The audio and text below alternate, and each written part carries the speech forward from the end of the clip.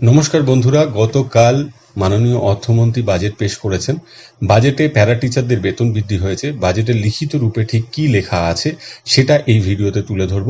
পাশাপাশি SSK, MSK teacher, শিক্ষাবন্ধু সহ সর্বশিক্ষার অন্যান্য কর্মচারীরা তারা কিন্তু একটু কনফিউজড যে তাদের বেতন বেড়েছে কিনা, অন্তত বাজেটের লিখিত রূপে কি আছে সেটাও তুলে ধরব। এবং বিগত সরকার যে ইন্টারিম বাজেট প্রকাশ করেছিল সেক্ষেত্রে ঠিক কি লেখা ছিল, এই তুল্যমূল্য বিচারটা করব এবং এখান থেকে ঠিক কি উঠে আসছে আমরা বোঝার চেষ্টা করব। এখানে বাংলার যে লিখিত রূপ সেখানে লেখা আছে, প্যারা টিচাররা সুবিধা থেকে বঞ্চিত হওয়া অঞ্চলে শিক্ষার সুযোগের ক্ষেত্রে গুরুত্বপূর্ণ ঘাটতি পূরণ করতে এবং ছাত্র শিক্ষক অনুপাত উন্নত করতে সাহায্য করে। এদের এই গুরুত্বপূর্ণ পরিষেবাকে স্বীকৃতি দেওয়ার জন্য আমি তাদের মাসিক সম্মানী 5,000 টাকা বৃদ্ধি করার ঘোষণা করছি। এখন বিষয়টা হচ্ছে, এইখানে না প্যারা টিচারদের কাজটাকে সরকার, বর্তমান সরকারও ঠিক যেটা লেখা আছে তার ভিত্তিতে দেখছেন। অর্থাৎ তারা যে teaching learning gap, remedial class করেন, এই কথাটাই এখানে বোঝানো হচ্ছে। এবং বোঝানো হচ্ছে যে তারা পিটিআর রেশিও মেনটেন করতে, অর্থাৎ ড্রপ আউট স্টুডেন্টদের ধরে আনতে সাহায্য করেন।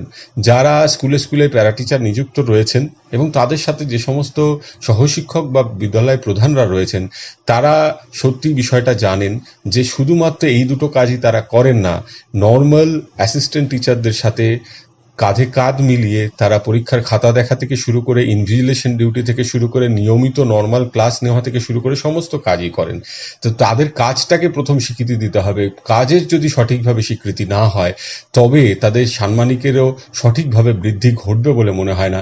তো প্যারা টিচারদের এটা একটা বড় দায়িত্ব, কারণ বর্তমান সরকারের সাথে বিশেষ করে প্যারা টিচারদের একটি মঞ্চ, ঐক্য মঞ্চ, পার্শ্ব শিক্ষক ঐক্য মঞ্চের কিন্তু যথেষ্ট সদ্ভাব রয়েছে।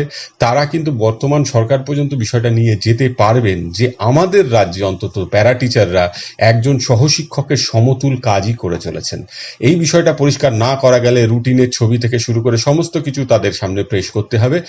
তবেই কিন্তু নতুন সরকার বুঝতে পারবে যে প্যারা টিচারদের দিয়ে একজন নর্মাল সহশিক্ষকের সমান কাজ করানো হচ্ছে। এবার ইংলিশ যে ভার্সন সেটাও আমি দেখব। অনেক সময় বাংলার সাথে ইংলিশ ভার্সন একটু আলাদা হয়ে যেতে পারে।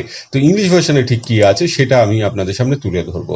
প্যারা teachers fill up critical gaps in access to learning in undeserved regions and improve student-teacher ratio. Recognizing the critical role played by the para-teachers, I hereby announce enhancement of their monthly honorarium by ₹5,000. অর্থাৎ এই ক্ষেত্রেও কিন্তু একই কথা, বাংলার থেকে খুব বেশি ভিন্ন হয়নি। অর্থাৎ প্যারা টিচারদের দুটো ভূমিকার কথাই বলা হয়েছে। লার্নিং যে গ্যাপ আছে সেটাকে তারা পূরণ করেন, অর্থাৎ রেমিডিয়াল ক্লাস, এবং পিটিআর, টিচার স্টুডেন্ট রেশিও যেটা, পিউপিল টিচার রেশিও যেটা, সেটাকে ইমপ্রুভ করার জন্য ড্রপ আউট স্টুডেন্টদের ধরে নিয়ে আসেন। এই জায়গাটা আগে সরকারকে বোঝানো দরকার যে এটা শুধু প্যারা টিচাররা এই ছোট দুটো কাজ শুধু করেন না, তারা যাবতীয় সহশিক্ষকের কাজ কিন্তু স্কুলে করেন। যাকে এবার আমি আসি ইন্টারিম বাজেটে। আমরা দেখতে পাচ্ছি যে লিখিত রূপে কিন্তু পরিষ্কারভাবে প্যারা টিচার ছাড়া সর্বশিক্ষার আর কোনো কর্মচারীদের কথা কিন্তু উল্লেখ নেই। এবার ইন্টারিম বাজেটে কি ছিল সেটা আমি দেখছি।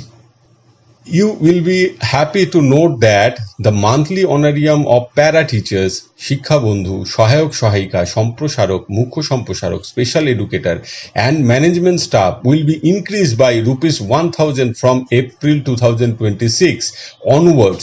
Their next of kin will be entitled for a one-time compensation of ₹5 lakh in case of death before attaining the age of 60 years.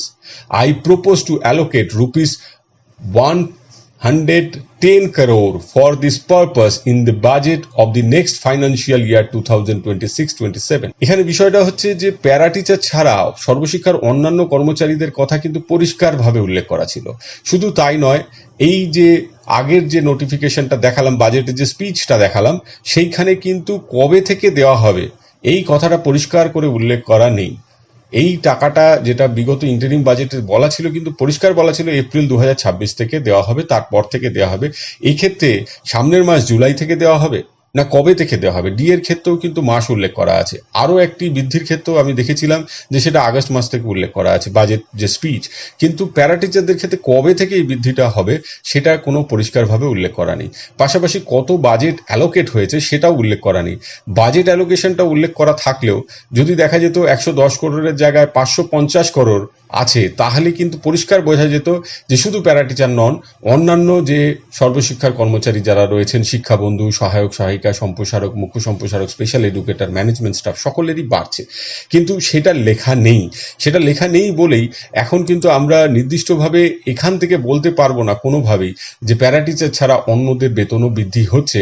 পাশাপাশি প্যারা টিচারদের বেতন কবে থেকে বৃদ্ধি হচ্ছে এবং এর জন্য কত ফান্ড অ্যালোকেট করা হলো তারও কোনো নির্দিষ্ট রূপরেখা এই বাজেট স্পিচে নেই।